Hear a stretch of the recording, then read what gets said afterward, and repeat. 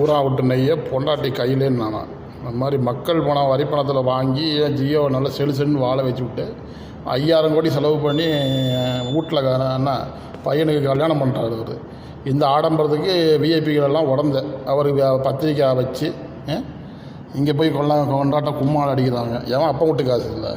கிருஷ்ணன் பகவத்கீதையெல்லாம் அந்த கிருஷ்ணன் வெண்ணெயை திருடி ஊரா வெண்ணெயை திருடி அவர் உடம்பு வளர்த்துட்டு சந்தோஷமாக இருந்தார்ல, அந்த மாதிரி இவர் அம்பானி பண்ணுறாரு. இப்போ ஊரா மக்கள் காசெல்லாம் ஏன்னா பிஸ்னஸ் பண்ணுறாங்கிற பேரில் மக்கள் பணத்தை கொள்ளையடித்து விலைவாசி அவங்க ஏற்றி விட்டு ஜியோ அவன் பயன்படுத்திக்கிட்டு அந்த பணத்தில் வந்த காசு தானே இந்த 5000 கோடி செலவு பண்ணுவார். இன்னும் அதுக்கு மேலேயும் பண்ணுவார் அவர். மக்கள் இனிமேல் ஜியோவை வாங்காதீங்க. பிஎஸ்என்எலுக்கெல்லாம் ஆப்பு வச்சுட்டு இவங்க விலையை கொடுத்து வாங்கலாம்.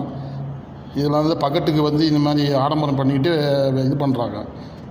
டாட்டா இருக்கார் பாருங்க, டாட்டா அவர் மனுஷன் 85% மக்களுக்கு எல்லாம் தானமாக கொடுத்துட்டு இருக்கிற இடம் தெரியாமல் ஒரு மூலையில் எங்கேயோ போய் ஒரு கிராமத்தில் குடியிருக்கிறாரு. அவர் மனுஷனா இவர் மனுஷனா?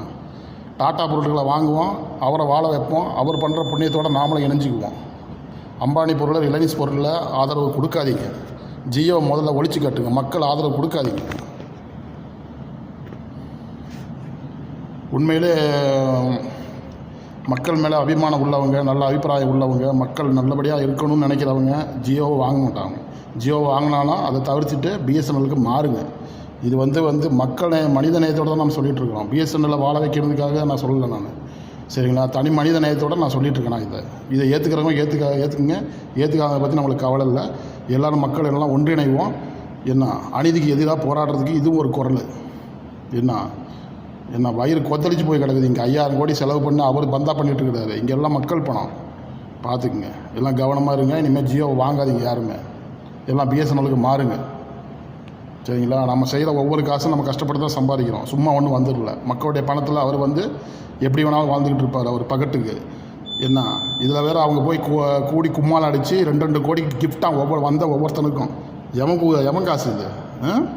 இதை நான் சபை நாகரிகங்கிறதுக்காக நான் எந்த ஒரு கொச்சையான வார்த்தையும் பயன்படுத்தாமல் நான் யூஸ் பண்ணிகிட்ருக்கேன். அந்தளவுக்கு மக்கள் கொந்தளிச்சு போயிருக்கிறாங்க. இனிமேல் பார்த்து நல்லபடியாக ஜியோவை தவிர்த்துட்டு பிஎஸ்என்எலுக்கு மாறுங்க. எல்லாருமே அன்பு மிகுந்த மக்களுக்கு நான் பணிவான வேண்டுகோளை தெரிவிச்சுக்கிறேன். நன்றி, வணக்கம்.